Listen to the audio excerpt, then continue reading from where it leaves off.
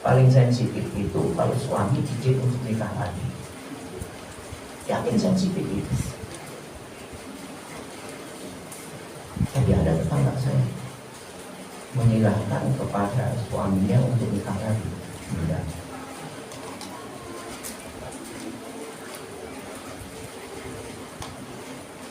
Maka akan saling mengisi itu nanti. Tidak saling untuk menggurui, tidak saling untuk menguasai, karena sama-sama bahwa dirinya itu adalah milik Allah dan dikuasai oleh Allah. Ini kata Abul Aswad Ad-Daili pada saat menjawab pertanyaan dari Imran bin Husain. Kenapa demikian? Karena manusia itu dikuasai oleh milik Allah dan dikuasai oleh Allah. Jadi kita ini nggak bisa ngapa-ngapain kecuali kita berparameter dengan Al-Quran dan sunnah Rasulullah SAW. Itu clear dalam kehidupan ini. Coba saya angkat sedikit dan pernah saya sampaikan. Berbicara tentang laki-laki yang beriman dan wanita yang beriman di dalam surah Al-Ahzab, surah nomor urut 33 ayat yang ke-36. Wa ma kana lil mu'minin wa la mu'minatin idza qadallahu wa rasuluhu amran ay yakuna lahumul khiyaratu min amrihi wa may ya'sillaha wa rasulahu faqad dhalla dhalalan mubina. Dan tidaklah pantas bagi laki-laki yang beriman dan wanita yang beriman, idza qadallahu amran, apabila Allah idza qadallahu wa rasuluhu amran, apabila Allah dan Rasulnya telah membuat ketentuan ayyakuna lahumul khiyaratu min amrihim, kemudian dia berikhtiar untuk mencari jalan-jalan lain.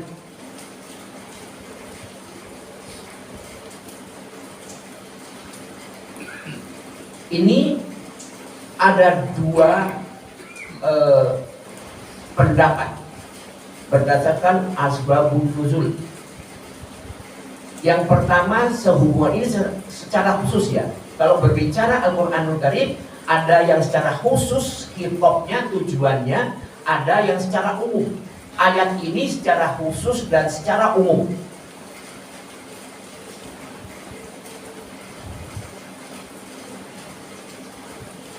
Yang pertama menyangkut kepada Zainab binti Al-Jahash, istri Rasulullah yang bernama Zainab itu dua. Yang satu binti Uzaimah, yang satu binti Al-Jahash.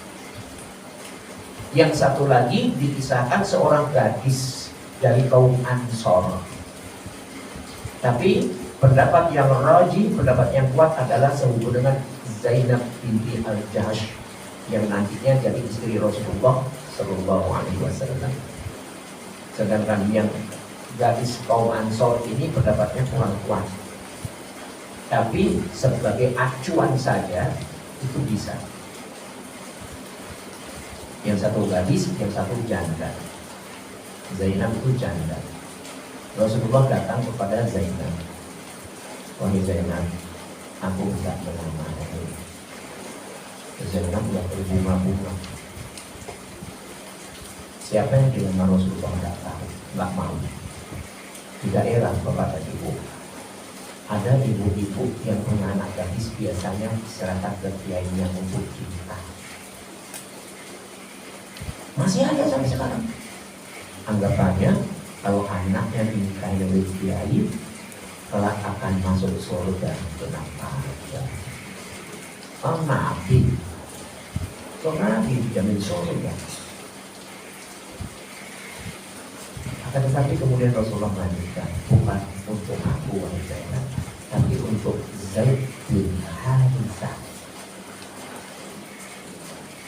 Kaget Zainab. Emangnya Zaid itu siapa? Dia budak yang dimerdekakan oleh Rasulullah dan dijadikan maula Rasulullah Sallallahu Alaihi Wasallam.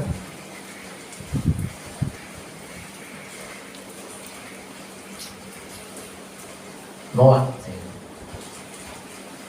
Padahal Nabi Muhammad Sallallahu Alaihi Wasallam yang menyampaikan. Kita pun kadang-kadang sunnah banyak yang nolak. Masalah ibadah sunnah banyak yang nolak. Atau banyak yang lebih dipengaruhi oleh syaitan la'natullah. Bab minum saja yang paling gampang. Sunnahnya minum itu tangan kanan, tapi masih banyak yang minum tangan kiri. Coba dalam pesta-pesta itu makan berdiri, kemudian minum tangan kiri sambil ngobrol. Saya bilang, sunnahnya nggak dapat semua. Saya bilang ini yang pesta setan. Apa katanya? Standing parting. Sunnahnya itu makan ya duduk. Nggak dapat tempat duduk, udah nggak usah makan. Loh, tadi kan udah nyumbang. Loh, urusan apa? Sunnah diabaikan karena nyumbang. Banyak kita ini yang menselisih Rasulullah SAW. Ada seorang dosen UIN, Universitas Islam Madinah, masuk ke ruangan, nggak ngajar, keluar lagi dan menangis. Salah satu ini disampaikan ke saya, ya, aneh, kenapa nggak ngajar keluar nangis?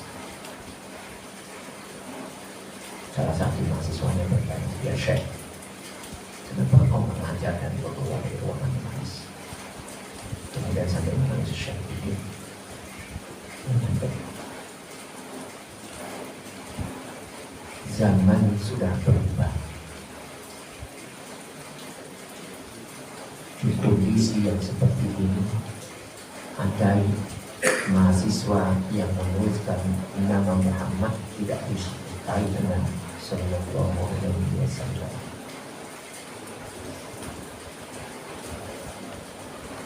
Kita itu kalau mendengar disebut nama Muhammad Sallallahu Alaihi Wasallam, kita bersorak. Gak tinggal diam. Ini banyak. Ini termasuk orang yang celaka, kata Rasulullah. Di antaranya mereka yang namaku disebut, akan tetapi dia tidak bersolawat untukku. Hati-hati. Jadi hati-hati dengan ini sunnah, hati-hati dengan sunnah.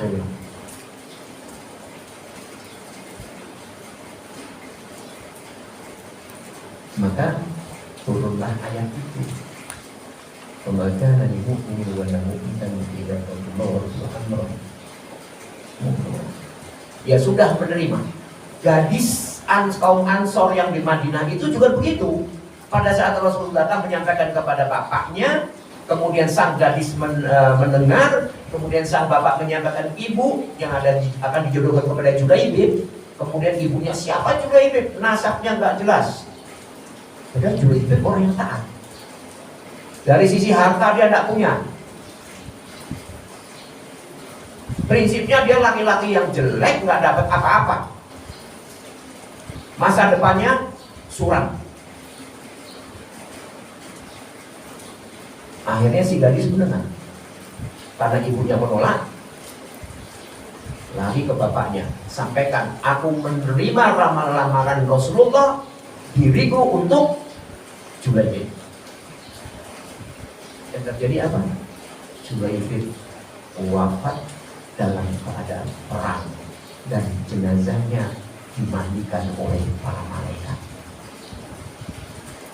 Dan gadis ini menjadi orang yang kaya di Madinah, yang tadinya juga gak punya apa-apa.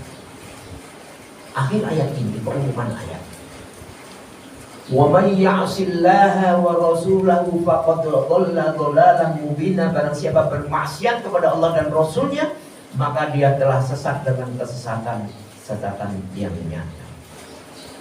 Seorang yang berbahagia, insyaallah dirahmati Allah Subhanahu wa taala. Saya kembali, Allah takdirnya kepada manusia, kepada al-insan itu selalu baik. Tidak pernah Allah mentakdirkan buruk. Maka carilah takdir yang baik. Jadi ingin mendapatkan rambu-rambu kebahagiaan, sucikan jiwa. ikuti rambu-rambu Allah Subhanahu wa Ta'ala. Jangan sekali-kali untuk melanggar rambu-rambu Allah Subhanahu wa Ta'ala, maka sedikit demi sedikit jiwa kita akan kotor dan kita menjadi orang yang merugi. Sebetulnya masuk 10, tapi nggak apa-apa sedikit. Ini selesai, saya berbicara sekarang tentang takbir, tentang kitab, penulisan. Ini rukun yang kedua. Dan ini harus diimani. Gempa di Turki itu merupakan takdir Allah. Meskipun di YouTube, saya cuma dengar ya, saya ini nggak jarang buka YouTube. Kecuali kalau YouTube-nya Ustaz Musyafaq dari Panamis itu ada kajian fikih.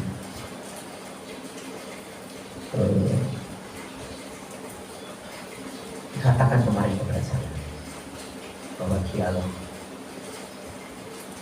seolah-olah saya katakan seolah-olah kejadian Turki itu dipersiapkan oleh orang kafir memasang semacam bom, maka terjadilah kondisi seperti itu. Saya bilang, tahu dari mana? Kita ini kadang-kadang banyak menduga. Akan tetapi saya sampaikan itu semua takdir Allah Subhanahu wa Ta'ala. Apabila diletakkan bomnya dipicu dan tidak meledak, tidak terjadi.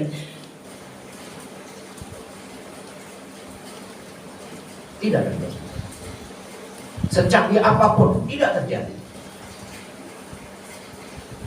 Tapi ingat, Fir'aun laknatullah pada saat mengatakan ana rabbukumul a'la kepada Musa dan umatnya, apakah langsung turun azab Allah? Tidak. Ulama-ulama ahli tafsir mengatakan 40 tahun kemudian baru itu azab Allah turun kepada Fir'aun dan konco-konconya.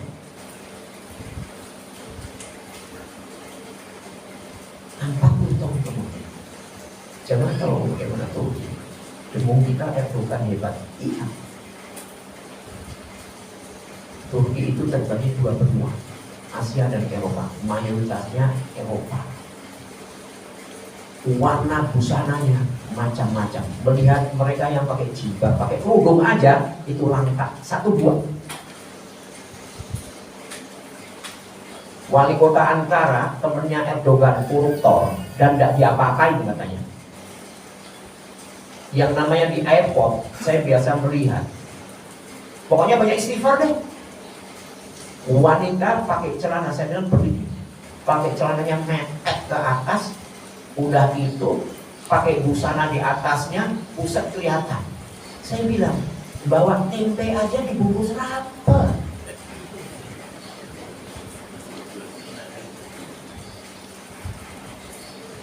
Qadarullah begitu ngantri masuk pesawat, dia di depan saya, Pak. Alhamdulillah.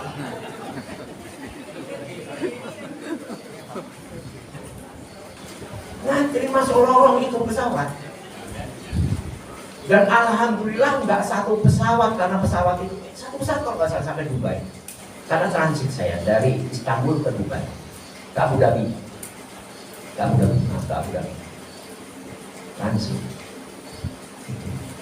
Anjing, namanya anjing itu berkeliaran di mana-mana. Anjingnya gede-gede. Masjid atau musola sulit. Di sini ini banyak, masuk komplek, masjid, musola ada, sulit. Pengungsi dari Suriah itu kerjaannya ngamen dan mengganggu orang.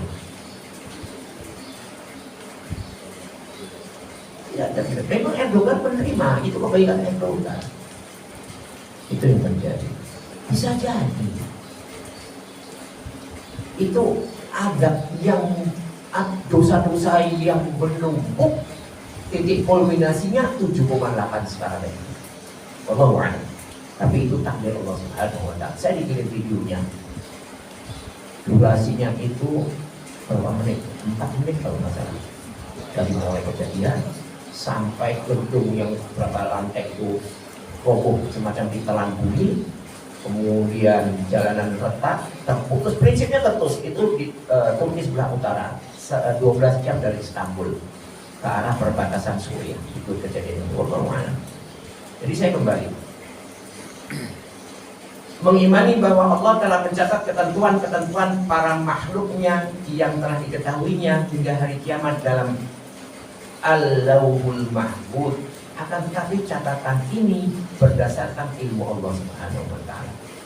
Insyaallah kita lanjutkan di bulan Sya'ban. Saum insyaallah tanggal 23. Dan akan saya tambahkan tentang bagaimana resep-resep menghadapi bulan Ramadan. Kita ini harus punya ilmunya bulan Ramadan. Nggak bisa saja. Harusnya seperti kita ini sudah menyiapkan untuk apa? Untuk i'tikaf. Di masjid mana? Sudah mulai ada di sini. I'tikaf di masjid ini. Yang rencana i'tikaf Ramadan silakan. Tapi jangan pindah tidur ya. Saya lihat kebanyakan pindah tidur. Laptop dibawa, HP dibawa, malam harinya malam Lailatul Qadar enggak ya? Katanya malam Lailatul Qadar itu pohon-pohon tidak goyang, daun-daunnya tenang. Keluar masjid lihat, goyang belum, masuk lagi masjid. Akhirnya habis waktu buat lihat daun di pohon. Siang harinya buka laptop, koneksi dengan perusahaan. Harusnya close semuanya. Target Ramadan mau selesai 30 juz kali berapa? 10. Kalau Allah nggak bisa 10 ya turunlah. Maka begitu juga dengan membaca Al-Quran. Tiap hari 1 juz. Nggak bisa setengah juz, nggak bisa 1 halaman, nggak bisa juga dipelototin itu Al-Quran sambil berdoa. Minta kepada Allah agar diberikan kemampuan untuk membaca Al-Quran meskipun 1 ayat. Dan kita ini kan disibukkan dengan dunia, nggak selesai-selesai. Cara sibuk dunia, semua sibuk dunia. Dunia itu cuma untuk kebutuhan sesaat. Tapi masih ada waktu. Apabila ada pertanyaan silakan. Sampai yang kita mengambil dari Ustaz pagi-pagi tentang surat Asy-Syams ayat 9 dan 10. Dan tadi ada sedikit singgung tentang Al-Iqabah yang akan dibahas untuk insyaallah ke depan. Ya, barangkali ada yang mau bertanya atau dari sebelah kanan telusur. Silakan. Bismillahirrahmanirrahim. Ini mengenai istilah-istilah tadi, kebersihan jiwa. Kemudian ada istilah hati. Kemudian ada istilah ruh. Ini korelasinya apa? Tidak. Saya boleh bertanya nih. Saya mau tanya, akal di mana, otak di mana? Akal di mana, otak di mana?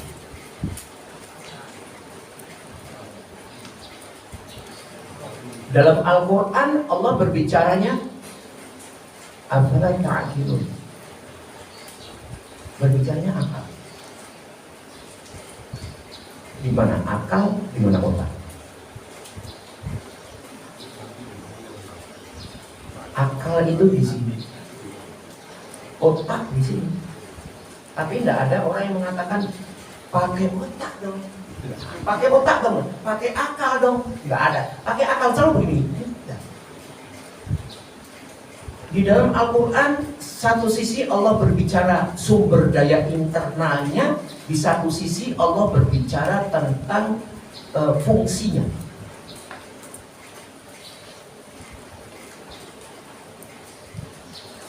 Untuk pengenalan agar kepada kebersihan jiwa, karena menyangkut masalah ruh, Allah berbicara fungsi.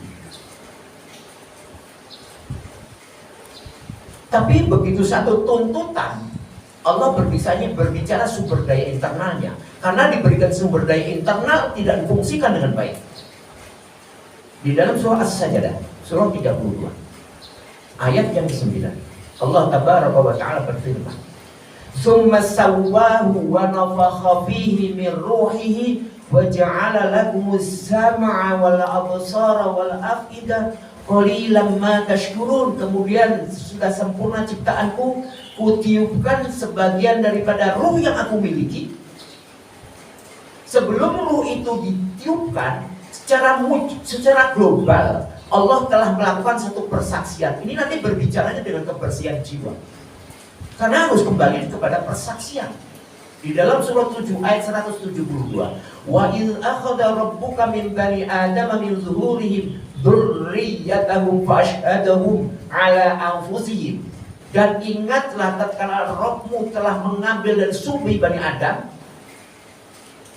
Allah melakukan persaksian wa ashhadahum ala anfusihim, atasnya, atas ruh itu. Apa persaksiannya? Alastu bi rabbikum, benarkah aku ini Rabb kalian? Maka ruh menjawab, bala syahidna, benar aku menyaksikan. Kenapa terjadi kondisi seperti ini?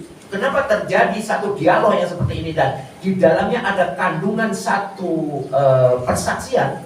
Apa kata Allah? Antaqulu yaumal qiyamati inna kunna an hadza ghafilin. Aku enggak mau kelak di yaumil qiyamah engkau tanya aku, tuntut engkau terhadap semuanya mengatakan aku lupa. Kembali di dalam ayat yang ke-9 surah As-Sajdah surah 32.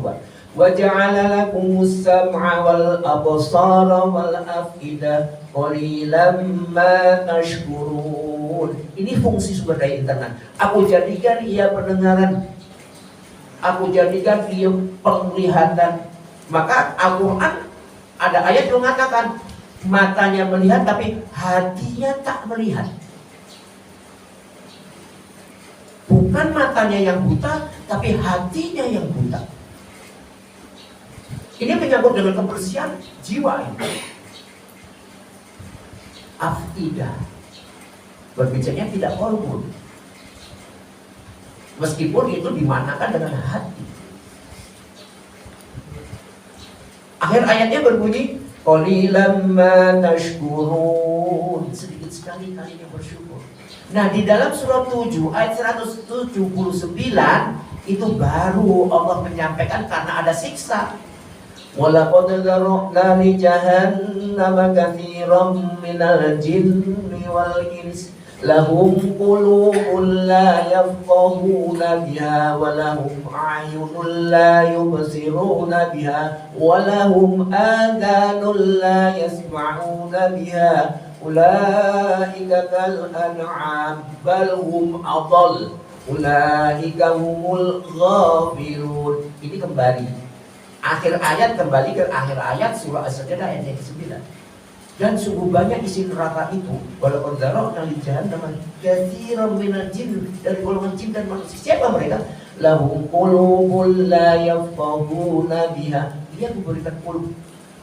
Ini berbicara sumber daya internal, tapi tidak dapat memahami ayat-ayat. Walahum a'yun ain, berbicara sumber daya internal. Kalau tadi berbicara fungsi, tapi matanya tidak untuk melihat kejernihan pada ayat-ayat. Ada ayat-ayat qauliyah, ada ayat-ayat qauliyah. Terjadi, maka kembalikan. Pohon tetangga, daun tetangga ini jatuh ke tempat saya. Ada nilai ibadah, disapu. Daun keringnya yang menjatuhkan siapa dong? Takdir Allah Subhanahu wa taala. Bukan karena daun, bukan karena pohon itu, enggak. Ini Pak, daun yang jatuh di rumah tetangga, di rumah kita, enggak disapu ngomel. Rasa tetangga buahnya aja enggak dibagi, daun potongnya dibagi. Enggak, disapu, masukin. Itu jiwa yang bersih seperti itu. Kepada pembantu, sampaikan sewaktu-waktu. Nih, aku bagi kirim ke kamu untuk dicuci. Ini pahala buat kamu. Harusnya seperti itu, sinergi kita. Ini dakwah. Maka pembantu pun enak. Dilihat pembantunya potensi ini, pintar. Kamu kayaknya bisa bikin kue. Yang terjadi di kami seperti itu. Udah, nanti lebaran kue kamu cukup enak. Tapi ada pahitnya dari gula nih. Gulanya saya ganti gulanya yang seperti kemarin. Diajak maju dia menjadi orang kemudian berkenalan dengan kita, bukan pembantu lagi dia. Diangkat, kita yang mengangkat. Ini loh fungsi namanya, memfungsikan, semaksimal mungkin difungsikan. Walahum adhanun la yasma'una biha, ia memberikan telinga udhun, tapi nggak bisa mendengar ayat-ayat. Ulaika kalan'am, yaitu seperti binatang ternak. Al-hum aqal, bahkan lebih sesat. Ulaika humul ghafilun. Kemudian mereka karena lalai terhadap apa? Fungsi-fungsi yang telah diberikan oleh Allah Subhanahu wa taala. Lebih panjang insyaallah siapa terus kita bicarakan. Jadi artinya kalau bicara jiwa Ya. itu mencakup hati, akal, roh. Iya. Difungsikan seoptimal mungkin sesuai dengan kaidah-kaidah syar'i, maka jiwa itu akan bersih insyaallah. Enggak selalu underestimate. Sama pembantu pun juga begitu. Tentang pembantu ya enggak. Ditanya, kamu lulusan apa? Kamu mau nggak sekolah lagi? Harusnya seperti itu. Supaya apa? Umat Islam itu ya'lu wa la yu'la alaih, tinggi yang tinggi tidak ada menyamainya. Kita kan selalu ada ST. Pembantu bisa berumah tangga datang ke tempat kita, bawa anaknya. Oh, jangan terus taruh di luar, mantan pembantu. Suruh masuk, duduk di ruang tamu. Itu baru. Seperti itu. Temuin, istri suruh temuin, gimana anakmu sehat? Alhamdulillah, bagaimana? Iya, sekarang ini saya dagang. Dagang apa? Dagang pakaian. Oh, bagus. Jangan merasakan saya ini, tidak ada. Saya kira itu kita boleh bersyukur. Wallahu a'lam. Mohon maaf apabila ada kesalahan di dalam penyampaian, semata-mata datangnya dari diri saya, akan tetapi semua kebenaran selalu datang dari Allah Subhanahu wa taala. Wa sallallahu ala Muhammadin wa ala alihi wasallam. Subhana rabbika rabbil izzati amma yasifun wa salamun ala al-mursalin walhamdulillahi alamin. Subhanakallahumma wa bihamdika asyhadu an la ilaha illa anta astaghfiruka wa atubu ilaik. Assalamualaikum warahmatullahi wabarakatuh. Waalaikumsalam warahmatullahi wabarakatuh.